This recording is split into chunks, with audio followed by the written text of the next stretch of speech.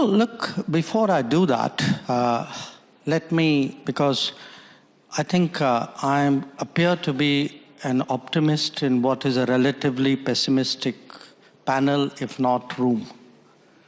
So I'll begin by sticking up my finger, and don't take it badly, it's the index finger. The mark you see on my nail is a mark of a person who's just voted. We just had an election in my state, just over. Last year, we had a national election. In Indian elections, roughly 2/3 of eligible voters vote. At the national election, electorate of about 900 million, about 700 million voted. We count the votes in a single day. Nobody disputes the result after it's announced. And if you look, and by the way, from the time we started voting in the modern era, 20% people more vote today than they did decades ago. So the first message that somehow democracy is in trouble globally, worldwide, I'm sorry, I have to differ with it. I mean, right now, we are living well, we are voting well, we are optimistic about the direction of our democracy, and for us, democracy is actually delivered. Senator, you said that, democracy doesn't put food on your table. Actually, in my part of the world, it does, because it actually, today, because we are a democratic society, we give nutrition support, food support to 800 million people, and for whom that is a matter, of how healthy they are and how full their stomachs are. So the point I want to make is, look, different parts of the world are going through different conversations. Please do not assume that this is some kind of universal phenomenon. It is not. There are parts where it is working well. Maybe there are parts where it's not. And the parts which are not, I think people need to have an honest conversation about why it's not, But I would argue that as to an extent, as someone dispassionately viewing it, which was your question, there are some problems. A lot of it is an accumulated problem of the model of globalization that we've followed for the last 25, 30 years. I think a lot of chickens have come home to roost. Yes, there are issues, but from our perspective today, for us, democracy is delivered. We have a visibly less elitist society. We have one where the public has faith in the political process, where actually every election, in a way, has been a kind of a verdict on the quality of governance. That, I told you we just voted in one. My party won that election. We were in the opposition earlier. We had a national election. My party won that election too, and we were incumbents. And we feel, if the Prime Minister Modi got elected for the third time, the ruling party got elected, and to a large extent it is because of the delivery through democratic systems. So it is healthy, it is well, maybe not all over the world, but let's not make that universal. No, I think that's a good point. And in fact, I was going to ask you a follow-up question here before I'm going to open it up to the floor, so do get your questions ready. Because we in the West, for lack of a better term, in Europe and the United States, I think we tend to sort of preoccupy ourselves with ourselves a lot, especially these days. And I think, all the middle powers that are increasingly important, especially in our foreign policy, in the various conflicts that we're involved in, for better or for worse, I think they have their own views of what systems work and what don't. We used to assume in the West that our system is the one that everybody wants to adopt over time.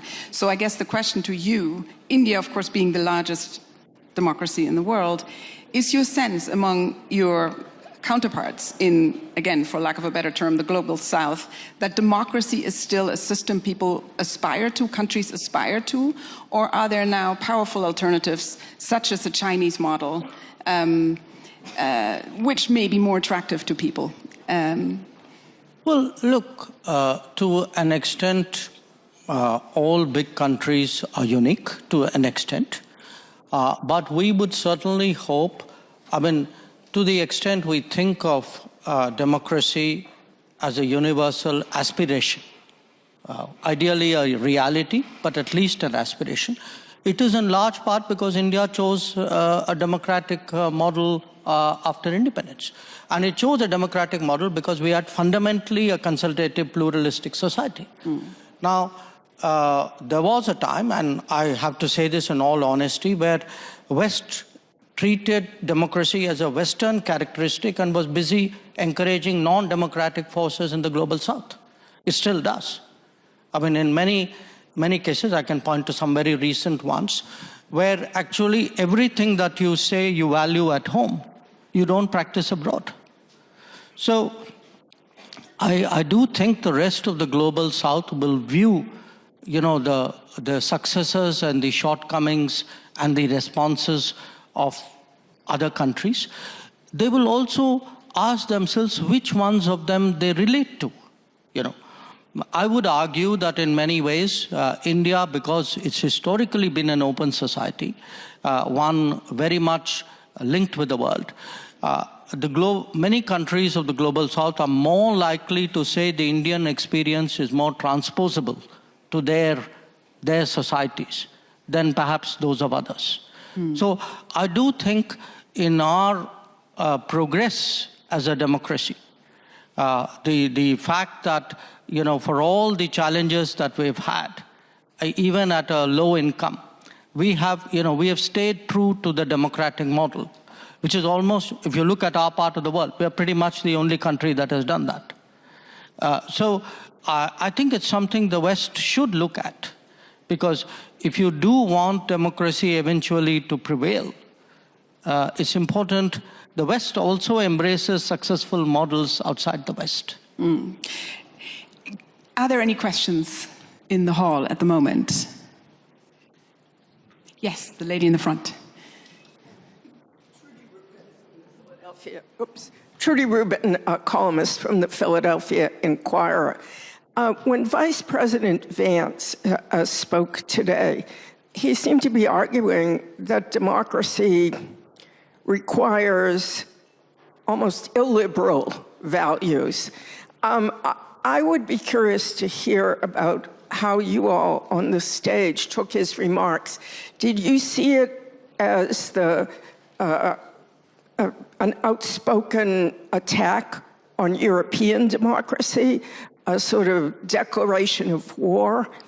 And when you look at the United States now, as the foreign minister said, sometimes we used to assume that our model was the only one. But when you look at the US model now, does it have anything anymore to offer the rest of the world as a model? Do you want to take that, Rafał? Well, I can tell you just one thing, that we in Poland have an experience with different models, because, you know, I grew up under communism. So, I mean, I don't have to be, and the society in Poland doesn't have to be really convinced about the merits of democracy, because we know what it means to live under an illiberal regime.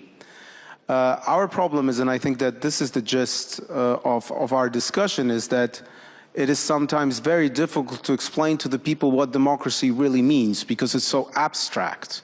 And, you know, when people use the word like, you know, the judiciary, the rule of law, and so on and so forth, people are lost. As the Prime Minister was saying, you know, people think about the economy, they think about the security, and so on and so forth. So it is the most difficult task for us is to explain that when someone is proposing an illiberal regime, that would actually mean taking our basic freedoms away from us. And I would submit to you that that's why we were successful in Poland, because we were able to tell the people that this is not just some abstract rule of law, but that by introducing a medieval anti-abortion law, you know, the basic freedoms were taken from our women to decide their lives and to decide on their health. That by introducing indoctrination in schools, you know, we were coming back to the communist system, where we would want to have a school which teaches us skills, not indoctrinates our children. That when populists, talk about national interest, somehow, quite often, they prove to be completely ineffective when it comes to influencing the outside world, because they cannot construct the winning coalitions that you need to be constructing in order to actually promote your interests. That if you want to really talk about migration, that you cannot simply allow populists to hijack that issue, because that can be dealt with by Democrats as well. And that we should be focusing on some of those most important concerns. And I think that our task today is not to sort of like, catch others, and sort of like interpret the words, but to focus on what we can do in order to prove that we are better. We, on the democratic side, are actually better at resolving issues, and that we can be as effective or even more effective at providing security, at providing growth. I mean, this is the winning argument, and that's what we should be focusing on. Because if at the end of the day, ultimately, I mean, the question is whether my life was better under a different regime, then I mean, the only winning argument is that we can provide it, and we are not taking at the same time the people's basic freedoms away. So this is the argument, and I think that turning to us is always a good point in question, because we lived under both regimes, so we can tell the difference. But just maybe to reinforce the sense, I mean, maybe to sharpen almost a little bit more what we just heard as a question is, I mean, was there anything in what J.D. Vance said about the shortcomings, supposedly, of European democracy that spoke to you? Was there something, for example, in this idea that we freeze out far-right parties in certain countries? In this country, for example, with the firewall, are we afraid? Are we too afraid? Are we perhaps not? Are we more liberal than actually democratic sometimes? Well, I think on that one, first of all, I think what is refreshing is that when we come together here, there is freedom of speech. And the vice president can decide that this is how he would like to address his audience. He likes to raise these themes. And although we may disagree, that is fair enough. I think, not addressing some of the key security issues that we face today is a missed opportunity. I don't agree with him that what's happening in Ukraine, what's happening in Russia, what's happening in China is less important than the presumed loss of freedom of speech in Europe. I disagree.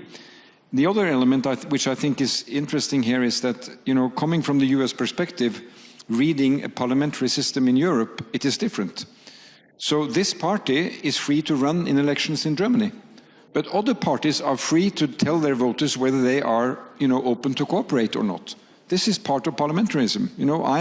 I run a minority government in Norway. I have to find solutions in parliament, and I seek solutions where I can have them with parties that share my platform. That is how that works. So I think, this was a kind of a simplified approach which I don't share. But what I do share is that constantly focusing on, accepting different views, accepting even outrageous views in our debate, accepting that people have faith and beliefs. He made points of that. I think that's what we should remind each other. I mean, he is here now speaking to Europe. If we were going to your country to speak about what we see in the US about, tech dominance, is there access to media for people? What's happening to our youth under control of social media? Is that, challenging freedoms and democracy? I think that's also a discussion to be had, but, not here. Jay. Can I make two quick comments here? One, look, I would challenge the equation of, liberalism in a kind of an international way with democracy. I do think different societies have their own cultures, their own values, their own ways of doing things. And the idea that there is some kind of one truth and one judgment and one norm, and that should be preached, propagated, evaluated, and judged. I think that is one of the big issues we're having today in politics. And it is done by think tanks, it's done by people who do ratings, it is done by newspapers. So I think there is a reaction in many parts of the world to self-appointed custodians, people who've never fought an election, who are nothing to do with democracy, actually telling the rest of the world what is right and what is wrong in democracy. And I think it is, to me, inevitable that it will be challenged. My second issue, is, look, every country has its mainstream politics. It has its outliers, okay? If I were to look, for example, at how much Europeans, Westerners, reach out to outliers in those societies. If I were to look at what do Western ambassadors do in India, if my ambassadors did a fraction of that, you would all be up in arms. So I think there are double standards here.